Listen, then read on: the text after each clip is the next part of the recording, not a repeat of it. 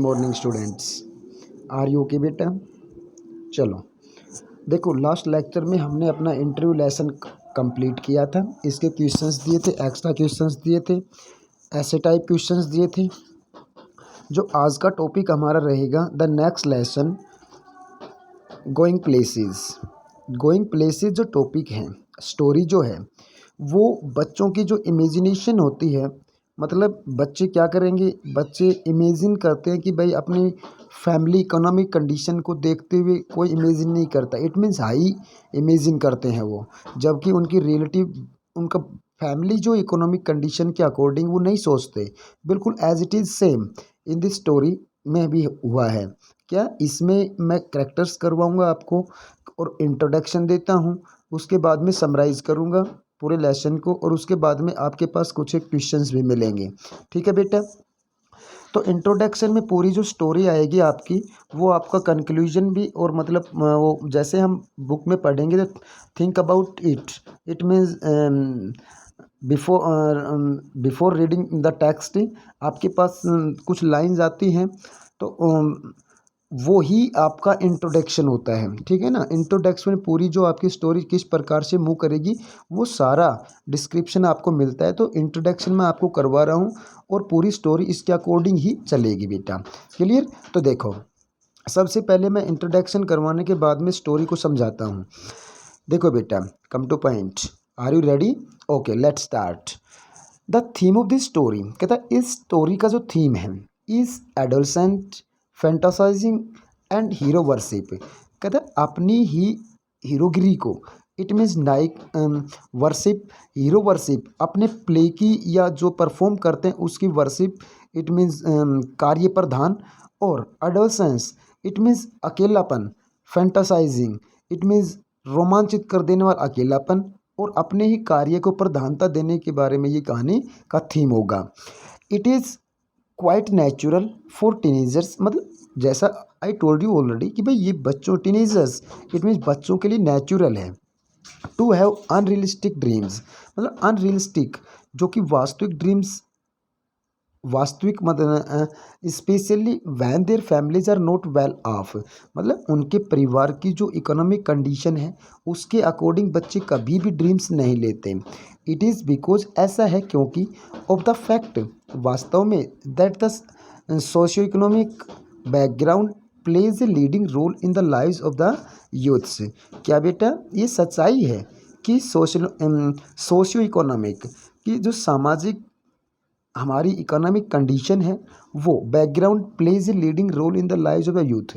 जो यूथ जो हैं, नौजवान जो हैं, उनकी लीडिंग लाइफ में, मतलब सबसे ज़्यादा रोल प्ले करता है हमारा सोशियो इकोनॉमिक बैकग्राउंड।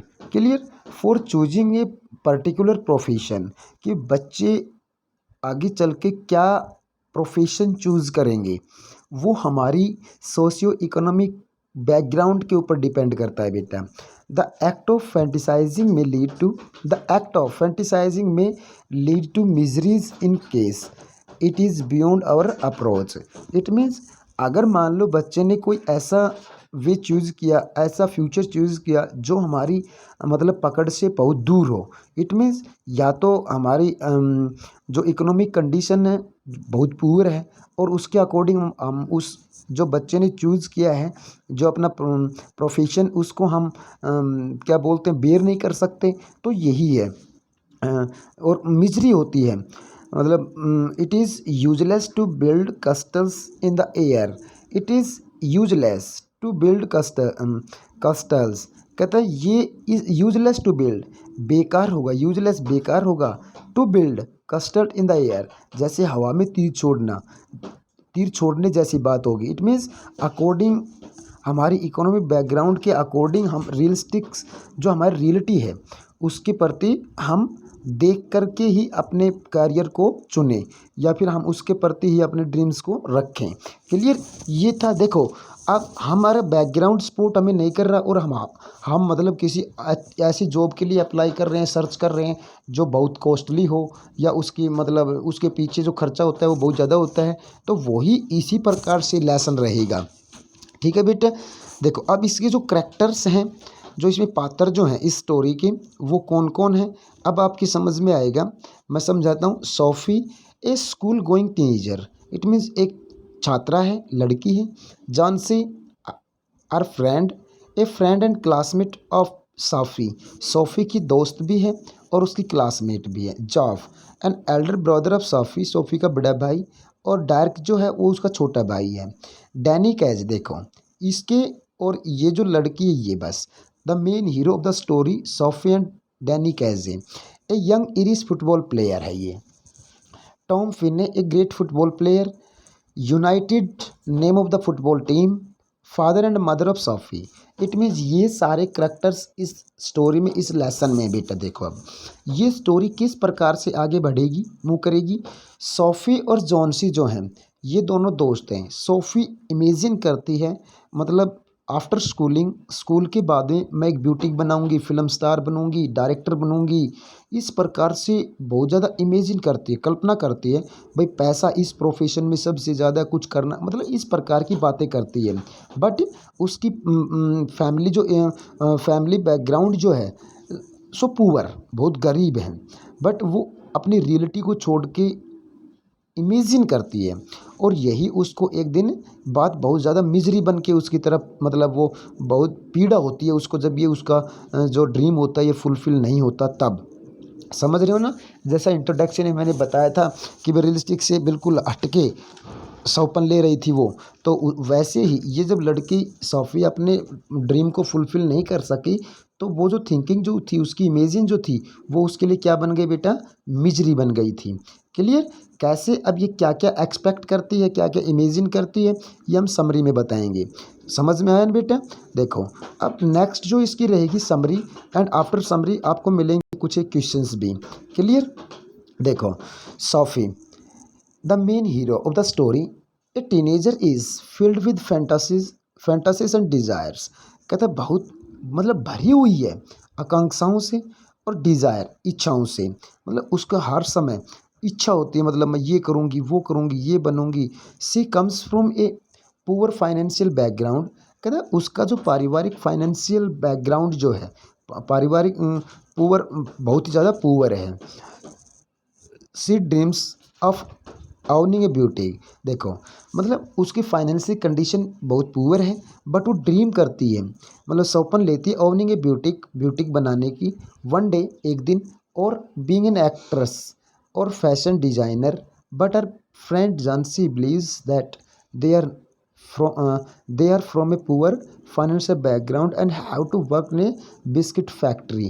कहता है हैव टू करना चाहिए। She dreams of owning a boutique one day. कहता है वो ड्रीम्स करती, सपन लेती भी एक दिन वो ब्यूटिक बनाएगी। It means owning a boutique, अपना एक पार्लर होगा, अपनी एक ब्यूटिक होगी जहाँ एक्टर और एक्ट्रेस का फेस अप किया जाता है, मेकअप किया जाता है, वो होगा।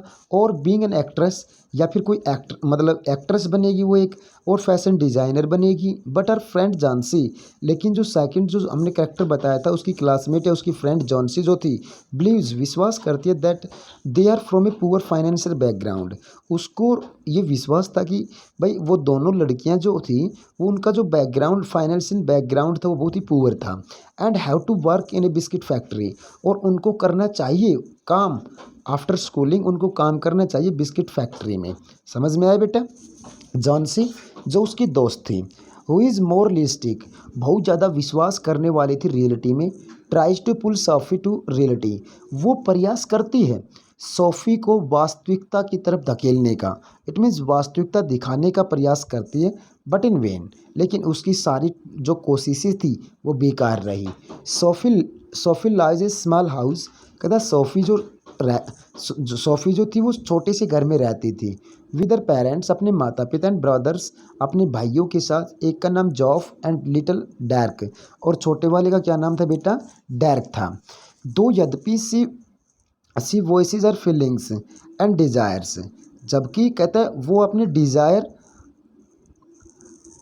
सी वॉइसेस, दो यद्यपि, she voices her feelings and desires.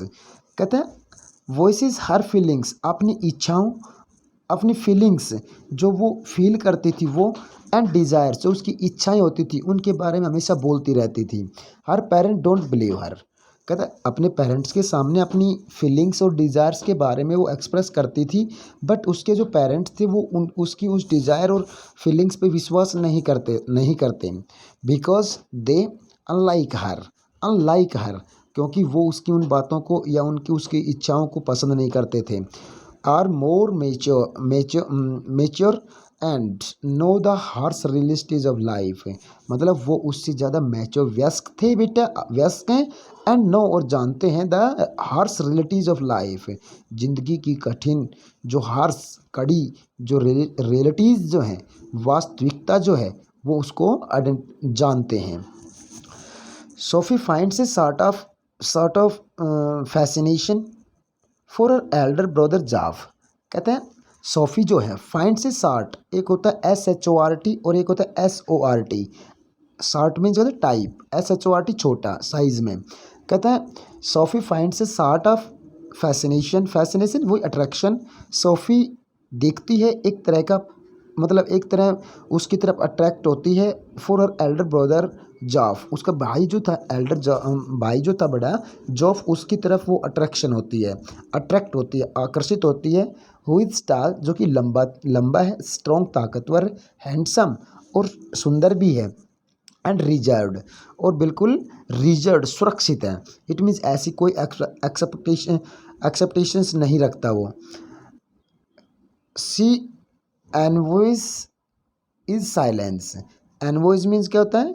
एनवॉइस means होता है मतलब हिट फीलिंग्स। इज साइलेंस कहता है वो उसकी जो साइलेंस कहता है वो हमेशा खामोश रहता है, जॉब जो होता है वो उसकी उस खामोशी से वो घृणा करती है।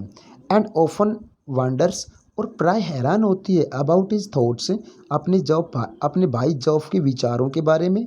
And areas of his life that she don't know about और उन एरियाज़ के बारे में हैरान होती है जहाँ वो काम करता है, और इट मीन्स सोफ़ी उन स्थानों के बारे में बिल्कुल नहीं जानती।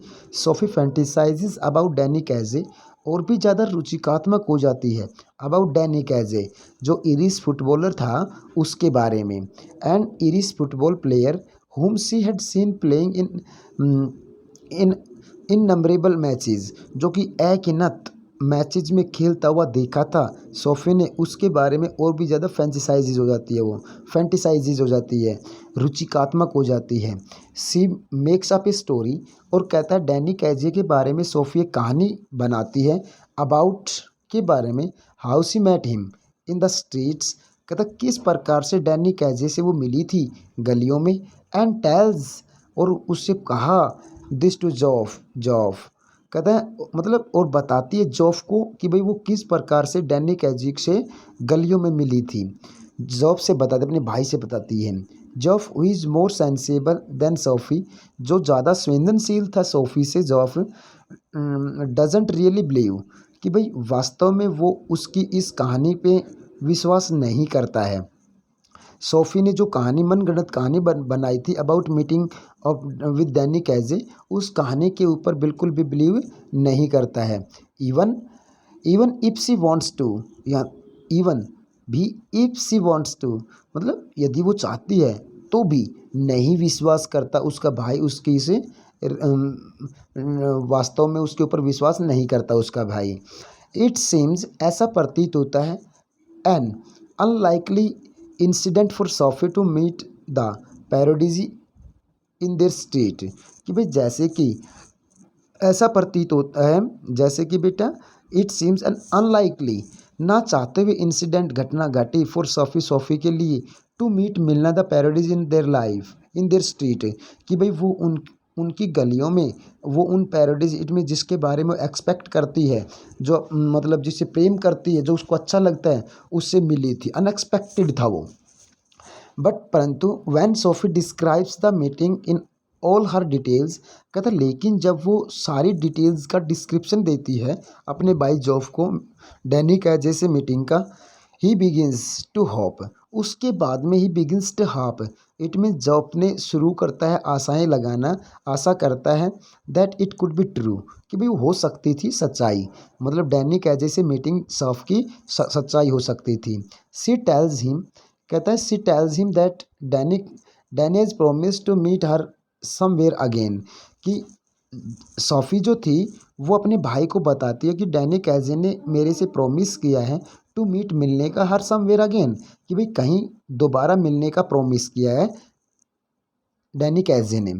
SoFi gets so pulled into the story, कहता gets so pulled into the story, इतनी ज़्यादा गहनता में चली जाती है कहानी की। सी मेड, जो कहानी उसने बनाई थी उस कहानी में इतनी ज़्यादा गहन चली जाती है that she herself begins to believe, कि वो खुद शुरू हो जाती है विश्वास करना शुरू कर देती है दैट इट्स ट्रू, कि भाई जो कहानी उसने ही बनाई थी जो फेक थी, और कहता इतनी ज़्यादा अंदर घुस जाती है अपने करैक्टर में कि भाई वो खुद भी इस बात पे विश्वास करने लगती है। She waits for the Irish player, कहता वो इंतज़ार करती है उस डैनी कैजे इरिस प्लेयर का, but obviously he never arrives, लेकिन इसके विपरीत वो कभी नहीं आता। इट मीन्स मतलब सी इमेजिन्स, कि भाई वो केवल कल्पना करती है, नॉट इन रियलिटी, वास्तविकता में नहीं था कुछ भी ऐसा। देन फिर सी मेक्स हर वे होम, तथा उसके बाद में मतलब वेट करती है गार्डन में बैठी बैठी, बट उसके बारे में तो कुछ उसका वो था ही नहीं बायोडाटा उसके पास। तो कहता है लेकिन फिर भी इमेजिन करती हुई, कल्पना करती हुई उसका वेट करती है पूरा दिन भर, और फिर वापस घर आ जाती है वॉन्डरिंग, हैरान होते हुए how her brother would be disappointed to knowing that Danny Kaye never showed up, कि भाई ये सोचती हुई कि उसका भाई कितना डिसपॉइंटेड होगा, निराश होगा, और नोविंग जान करके that Danny Kaye never showed up, कि भाई उसने कभी भी डैनी कैजे को देखा ही नहीं। इस बात को जान करके उसका भाई जॉब जो था सोफ़ी का, वो कितना डिसअपॉइंट, निराश होगा। अवर हाउएवर हाउएवर कैसे और ज़्यादा Sophie still fantasises about her hero, जबकि कहते हैं और ज़्यादा रुचिकात्मक हो जाती है अपने उस हीरो के बारे में, इट मीन्स अपनी प्रेरणा के बारे में, डैनी कैजे, एंड बिलीव्स, और विश्वास करती है he would definitely come to meet her, और कहते हैं अपनी ही डिज़ायर्स में, अपनी इमेजिनेशन में वो ये बिलीव करती है कि बेटा कि भाई ही वुड डेफिनेटली, कि भाई निश्चित रूप से कम आएगा टू मीट हर, उससे मिलने के लिए। देखो ये था कि हार्श रियलिटी ऑफ लाइफ, कि भाई जो हम इमेजिन करते हैं, जो हमारी आउट ऑफ रीच होता है, पकड़ से पहुँच से दूर होता है, और फिर भी हम उसके बारे में सौंपन लें, दैट्स द क्या बोलते हैं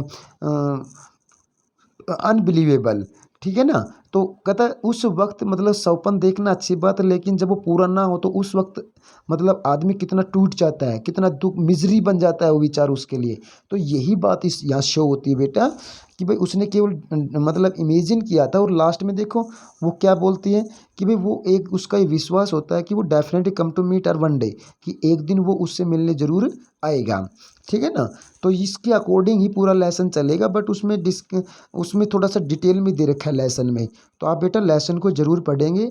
इसके साथ ही जो मैंने बताया बिल्कुल यही बातें मिलेंगी, बट थोड़ा सा उसको एक्सप्लेनेशन के साथ दे रखा है लेसन में, क्लियर। अब देखो इसके छोटे क्वेश्चंस जो मैंने दिए हैं वो करने, कल के वीडियो में ऐसे टाइप क्वेश्चन भी मिलेंगे आपको और छोटे और भी मिलेंगे, क्लियर। तो देखो damn that Geoff, this was a Geoff thing not a Jonesy thing, why did Sophie say so, कि भाई सोफी ने ऐसा क्यों कहा कि डैम दैट जॉफ, डैम मतलब बुरा, दैट जॉब भाई जॉब बेवकूफ़ है, this was a जॉफ thing not A John से थिंग, मतलब जब जॉफ को सोफी ने ये बताया कि भाई मैं डैनी कैजे से मिली थी, तो केवल ये बात जॉफ के लिए थी, नॉट जॉन से के लिए नहीं थी, ठीक है ना। ऐसा क्यों कहा सोफी ने, देखो answer, Sophie cooked up the story, कहते सोफी ने ये कहानी बनाई थी, कुकड अप बनाई थी the story of her meeting with Danny कैजे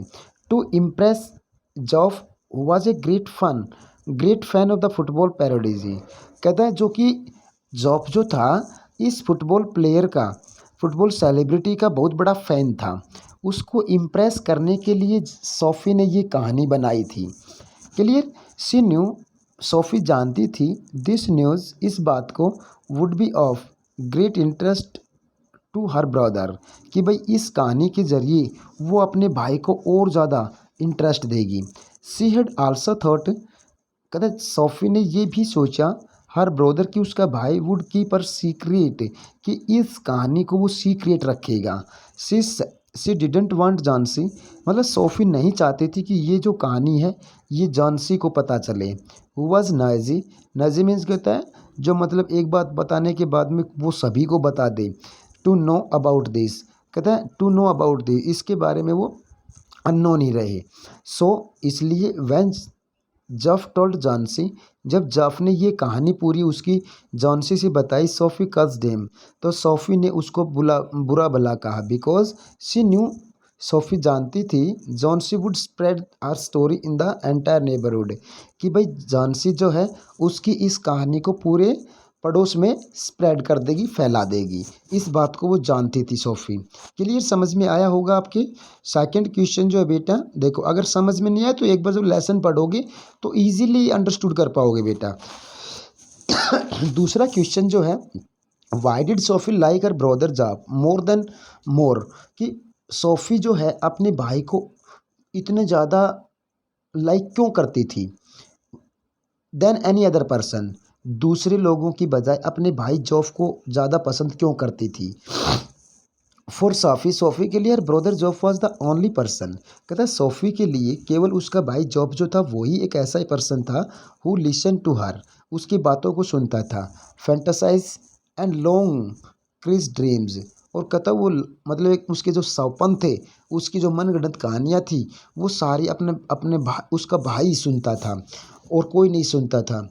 C only trusted Geoff to keep all her secrets to himself, और ये मतलब उसका ये विश्वास था कि जॉफ जो है वो रखेगा उसके सभी सीक्रेट्स को अपने में ही सीमित रखेगा, किसी को नहीं बताएगा।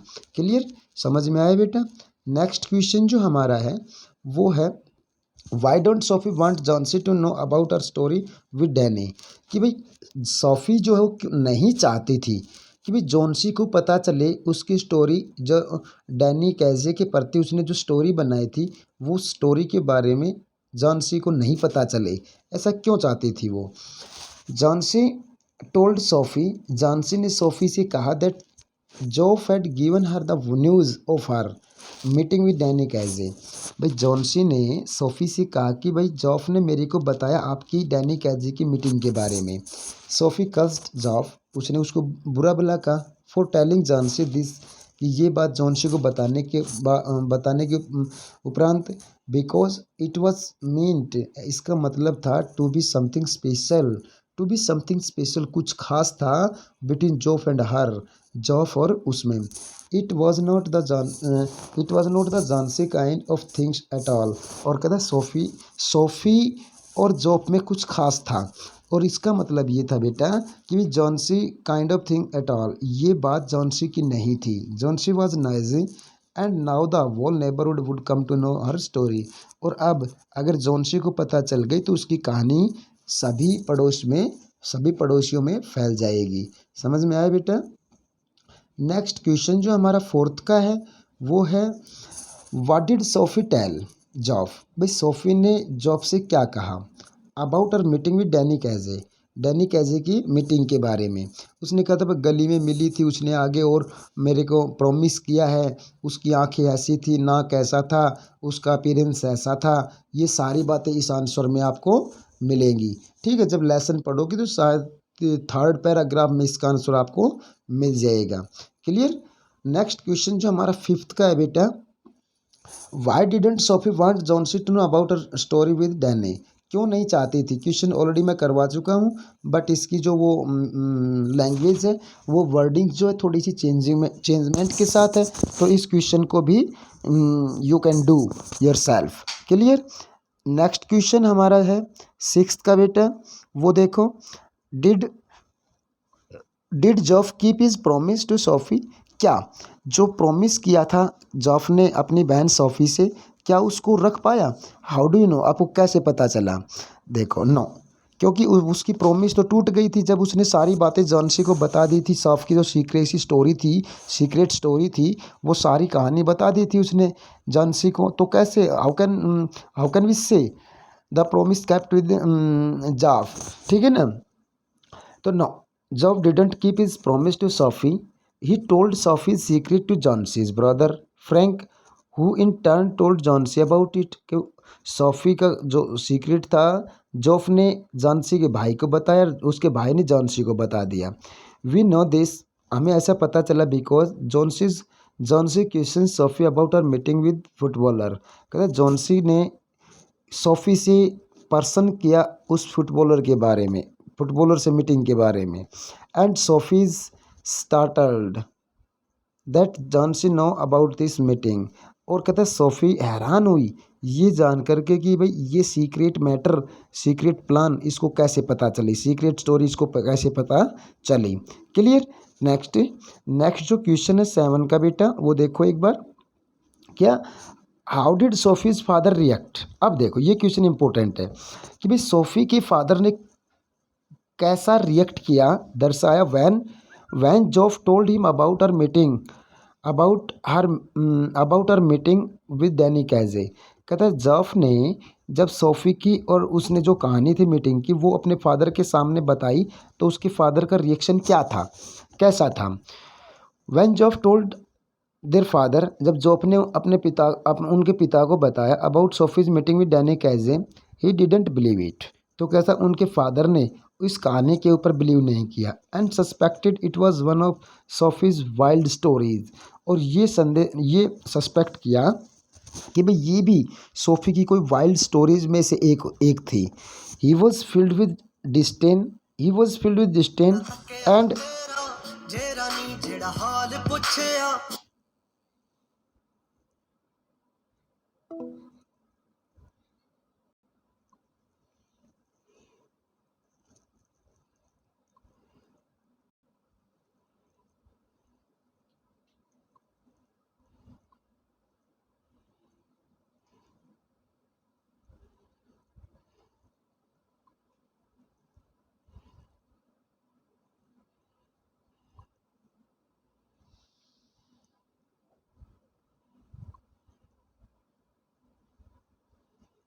Good morning students, are you okay बेटा?